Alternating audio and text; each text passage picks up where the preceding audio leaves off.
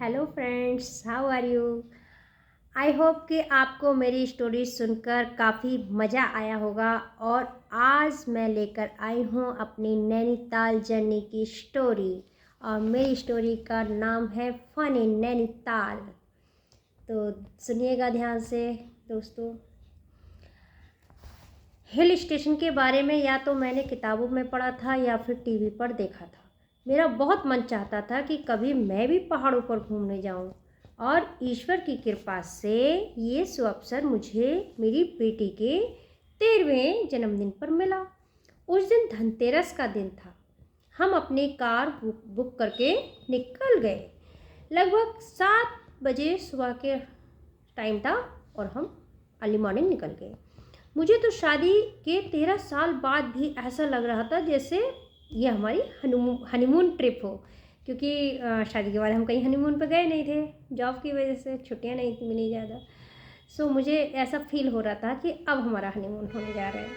ये दिन भी मेरे लिए बहुत ख़ास था क्योंकि मुझे तो घूमने का बहुत शौक़ है। नैनीताल की सीमा तक तो हम आराम से पहुंच गए, लेकिन आगे का रास्ता बहुत चढ़ाई वाला था जिसमें अनेकों मोड़ थे।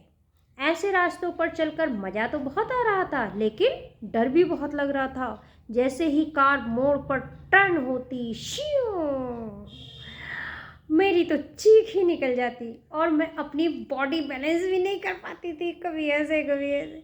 कुछ देर पश्चात सारा रास्ता पार हो गया और हम एक सुंदर फाउंटेन के सामने खड़े थे। कुछ देर कार रोककर हमने वहाँ फ़ोटो क्लिक किए और फिर आगे चल पड़े।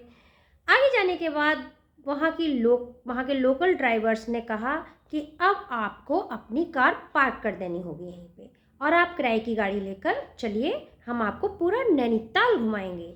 उनके पास एक एल्बम भी थी जिसमें नैनीताल के प्रमुख पर्यटन स्थलों के पिक्स लगे थे। तो वो दिखा रहे थे कि हम आपको इतने 8 पॉइंट्स 10 पॉइंट्स इस तरह से सब घुमाएंगे। हमने नैना देवी मंदिर के पास पार्किंग में अपनी कार छोड़ दी और चल पड़े उनके साथ। सबसे पहले वो हमें एक ऐसे पॉइंट पर ले गए जहाँ से दूरबीन द्वारा हिमालय पर्वत और रानीखेत का नज़ारा साफ साफ दिखता है। कुछ लोग वहाँ पे पहाड़ी ड्रेस पहनकर घोड़े पर बैठकर अपनी फ़ोटो भी बनवा रहे थे, पर हमने नहीं बनवाए। वहाँ का वेदर एकदम कूल था, इतना ठंडा, बहुत ज़्यादा। एक अजब सी शांति मिलती थी वहाँ। मैं तो पहली बार गई थी तो मुझे तो बहुत ही अच्छा लग रहा था। उसके बाद हमने लक्ष्मी नारायण मंदिर के दर्शन किए। हम तो अपने गर्म कपड़े भी अपनी कार में ही रखे छोड़ दिए हमने। हमें क्या पता था, हम तो यहाँ से गए थे, नॉर्मल वेदर था। अब वहाँ कूल अक्टूबर महीने में यहाँ तो इतनी ज़्यादा ठंड नहीं होती, लेकिन वहाँ तो सभी ने वूलन कपड़े पहन रखे थे। सॉरी। तीसरा पॉइंट पक्षियों का बाड़ा था, लेकिन दोपहर के समय वहाँ कोई पक्षी नहीं दिखा। गाइड ने बताया कि सुबह सुबह यहाँ तरह तरह के पक्षी इकट्ठे होते हैं, लेकिन दिन चढ़ते ही सब इधर उधर उड़ जाते हैं। चौथा पॉइंट, रास्ते में एक ऊंचे पहाड़ पर गुफा जैसी बनी थी जिसमें से हर वक्त शीतल हवा निकलती थी। एक इतना बड़ा हॉल था और उस हॉल में से ठंडी ठंडी हवा निकलती थी। बच्चे और मेरे हस्बैंड तो वहाँ पर पहुँच गए, ऊपर चढ़ गए, लेकिन ज़्यादा ऊंचाई होने के कारण मैं पहाड़ पर नहीं चढ़ पाई। फिर 5वें पॉइंट पर हमने मैंगो लेक देखी। वाओ, कितनी सुंदर! ये एक सुंदर झील है जो बिल्कुल आम के जैसे आकार की है। वहाँ पर कुछ स्टॉल लगे थे जहाँ थोड़ी देर रुककर हमने गोलगप्पे खाए। और जब मिर्ची लगी तो मिर्ची लगने पर दुकानदार ने कहा, हमारी गाड़ी दूर खड़ी थी और गाड़ी में बॉटल थी, वाटर बॉटल, तो दुकानदार ने कहा कि हमारे पास ये पानी है, आप पी लीजिए। हमें पहाड़ों के झरने का शीतल जल पिलाया हमें, जो मिनरल वाटर से भी बहुत मीठा था। छठा पॉइंट लवर पॉइंट था, जहाँ कपल्स अपने अपने फोटोग्राफ्स ले रहे थे, बहुत ही खूबसूरत। उसी के पास 7वां पॉइंट सुसाइड पॉइंट था।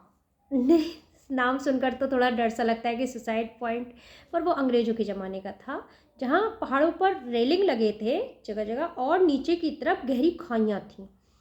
हो सकता है पहले कोई वहाँ सुसाइड किया हो किसी ने, तो उसका नाम सुसाइड पॉइंट हो गया है।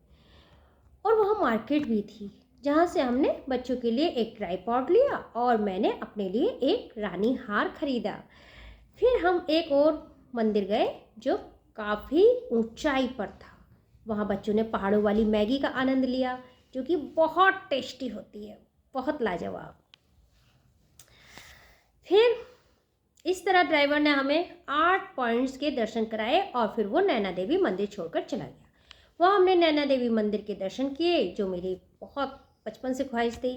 उनके दर्शन करके आज मेरा एक और सपना सच हो गया था। तल्लीताल और मल्लीताल भी गए हम, लेकिन बच्चों ने मछलियों के डर से नैना देवी झील में बोटिंग नहीं की। पूरा मंदिर घूमने के बाद फिर हम गुरुद्वारा गए। वाहेगुरु का आशीर्वाद लेकर हमने एक होटल बुक किया जहां हमने बेटी का केक सेलिब्रेशन किया, केक कट किया और वहाँ डिनर भी किया। और फिर हम वापस आने के लिए जैसे ही कुछ दूर कार में चले तो हमारा मन हुआ कि क्यों ना इन खूबसूरत वादियों में कुछ देर ठहर कर कुछ पल और बिताए जाएं। कितने नसीबों से तो ये दिन आया है आज मेरी ज़िंदगी में। तो जा तो रहे हैं, ना जाने फिर कब आना हो दोबारा। सो यही सोचकर हम कार रुकवाकर बाहर रोड पर पहाड़ों पर अपने फ़ोटो क्लिक करने की सोच ही रहे थे कि अचानक कमाल हो गया। देखते ही देखते उन पहाड़ों पर चारों तरफ धुआं ही धुआं फैल गया और हमें लगा कि हम बादलों में घिर गए हैं। वो दृश्य इतना सुहावना था, इतना सुहावना था कि मेरी ज़िंदगी के खास और यादगार पल बन गए वो। फिर हमने बादलों के साथ फ़ोटो लिए। ऐसा तो हमने कभी सोचा भी नहीं था।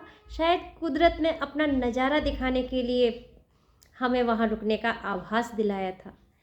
अब वहाँ से आने का दिल तो नहीं चाह रहा था, लेकिन हमें वापस भी आना था। अगले दिन छोटी दीपावली थी, सो हम चल पड़े अपने घर की ओर। तो कैसी लगी आपको आज की हमारी ये स्टोरी, हमें कमेंट बॉक्स में ज़रूर लिखिएगा। आज के लिए बस इतना ही। कल फिर मिलते हैं एक अपनी न्यू स्टोरी के साथ। Bye bye, take care.